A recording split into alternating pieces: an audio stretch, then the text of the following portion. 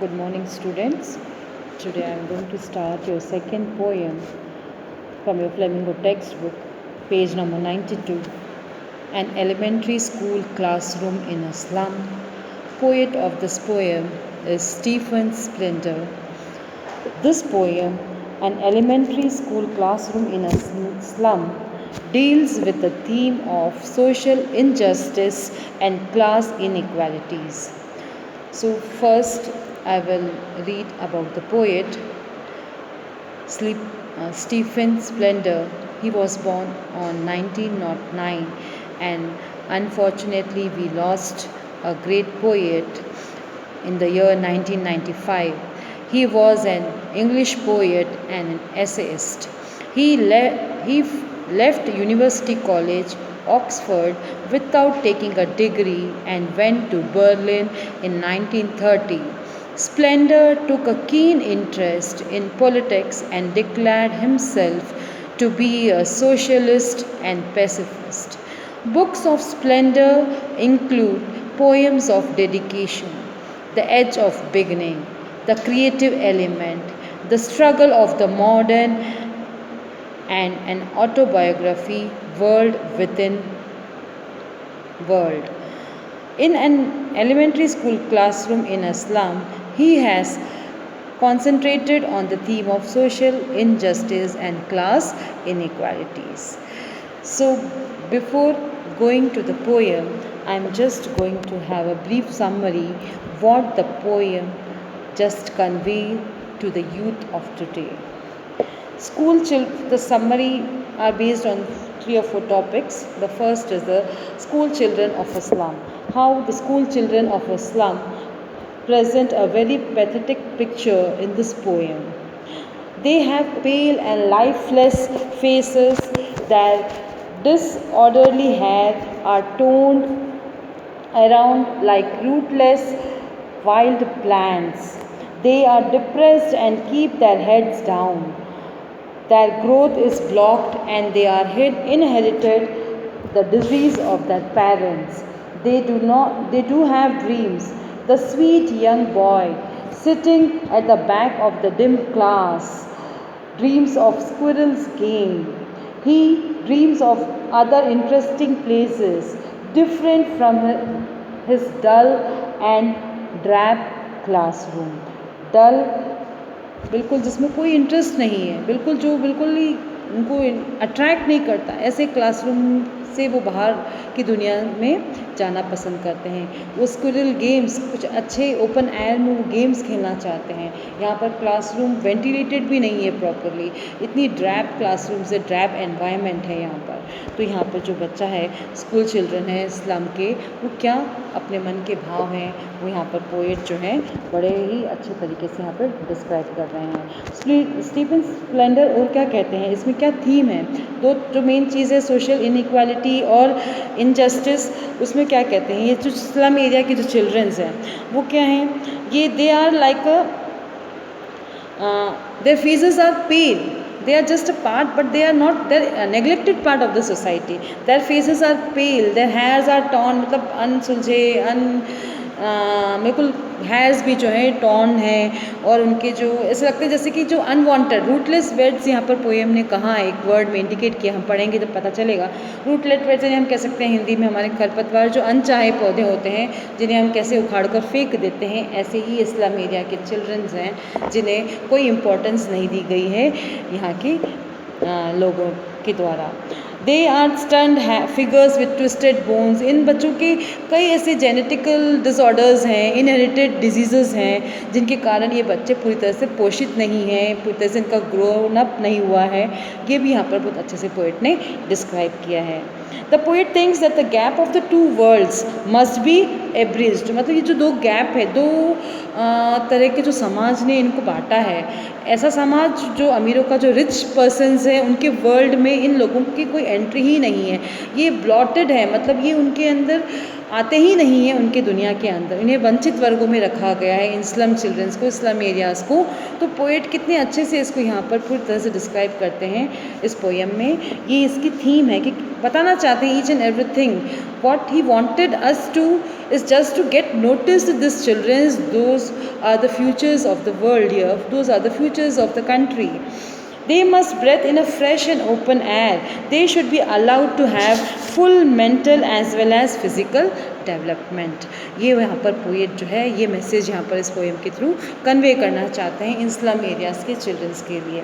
पहला था कि school childrens of slum area किस तरह के हैं. सेकेंड यही the world of rich is not of that of the slum people here. यहाँ पे बड़े ही अच्छे से यहाँ पर उन्होंने डिस्क्राइब किया है.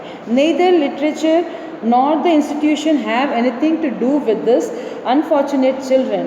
They build and flowery world of the rich is quite foreign to them. ये जो दुनिया है अमीरों की उनके लिए एक फॉरेन मतलब ऐसी चीज़ जो इनके बिल्कुल पहुँच में ही नहीं है. The map of the world is drawn according to the will and whims of the mighty. तो मैप्स जो बनाए गए हैं यहाँ पर ये क्लासरूम से जो भी यहाँ पर वॉल्स पे जो भी पिक्चर्स जो भी डिपिक्ट की गई है या हम कह सकते हैं हैंग ओवर की गई है वो इन बच्चों की दुनिया से बिल्कुल ही अलग है.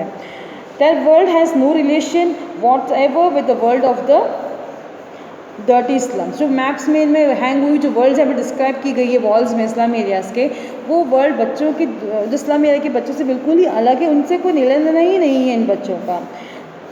The world of the children living in slum is confined to narrow streets sealed with the lead sky. That stinking world is far, far away from the spacious world of rivers, capes and stars.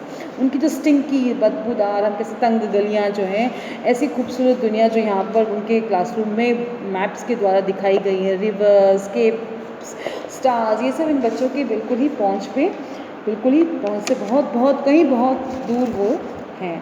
इनका जो future कैसा है foggy है, blot out है उनके map से. बिल्कुल ही धुंध कह सकते हैं कि बिल्कुल दिख ही नहीं रहा उनका भविष्य. बिल्कुल ब्लीक आउट है यहाँ पर. What is the use of the literature and the Shakespeare for the childrens of the slum schools? Nothing. The pictures of flowers, bells, beautiful valleys have no meaning for them. It does not include their narrow lanes and cramped holes in it. The world of the rich and the powerful has so many beautiful things. It has ships, suns and love. They tempt these unfortunate children. They vainly try to steal them. These children live on a heap of waste. All that time and the space are like little hells. They are ugly blots on their maps, the world of the rich and the powerful. ये जो बहुत अच्छी जो खूबसूरत चीज़ें जो यहाँ पर वॉल्स पे हैंग्ड हैं ये बच्चे जो स्लम एरिया के इनको देखकर टेम्प्ट होते हैं. उनके मन में इच्छाएं जगती हैं उन्हें चुराने की या कह सकते हैं ऐसे जीवन पाने की उनके अंदर लालसा हैं. मगर ये कोई मायने नहीं रखा था इन चीज़ों का उनके लाइफ में. ये क्या है ब्लॉट्स हैं इन मैप्स के अंदर, इन नक्शों के अंदर. ये जो बस्तियां हैं बिल्कुल फॉग्ड हैं जो बिल्कुल ही नहीं दिखती. एक तरह का हम कह सकते हैं कि धब्बा है इन लोगों के लिए, रिच के लिए. ये जो स्लम एरिया के चिल्ड्रंस हैं जिनका उन पे कोई भी डिस्क्रिप्शन ही नहीं है, बस दिखावा है. The world of the rich and powerful. This children's are just ugly on the blots of the map. ये बिल्कुल अगली मतलब कह सकते हैं कि बिल्कुल ही बिल्कुल अच्छा नहीं, बिल्कुल कैसा दिख रहा था बिल्कुल शक्तिशाली लोगों के लिए. कैसे थे ये जो बच्चे हैं यहाँ पर गंदी बस्तियों के जो बच्चे हैं वो कैसे दिख रहे हैं यहाँ पर? बिल्कुल ही उनका कोई इम्पोर्टेंस ही वैल्यू ही नहीं है उन लोगों की लाइफ में, उन अमीर लोगों की लाइफ्स में. Freedom from bonds. अब यहाँ पर मेन चीज़ जो पोएट कहना चाहते हैं इस पोएम में, स्प्लेंडर जो कहना चाहते हैं स्टीफन इस पोएम में, वो क्या है? ये एक मैसेज जो सबको कन्वे करना चाहते हैं पोएम में ये पोएट इस पोएम के माध्यम से, वो क्या है? All the governors, teachers and their other responsible persons owe to duty to this childrens. मतलब जो बड़े बड़े जितने भी लोग हैं जो हमारे जो गवर्नमेंट्स हैं हम कह सकते हैं, और हम जो शिक्षक हैं और जितने भी वरिष्ठ लोग हैं जो ओहदे में हैं, जिनके पास इतनी शक्तियाँ हैं, पावरफुल सोर्सेज में हैं, वो लोग इन बच्चों के प्रति कुछ अपने कर्तव्यों को दिखाएं ताकि इनका जो फ्यूचर है ऐसे फॉगी स्लम्स में ना रह जाए.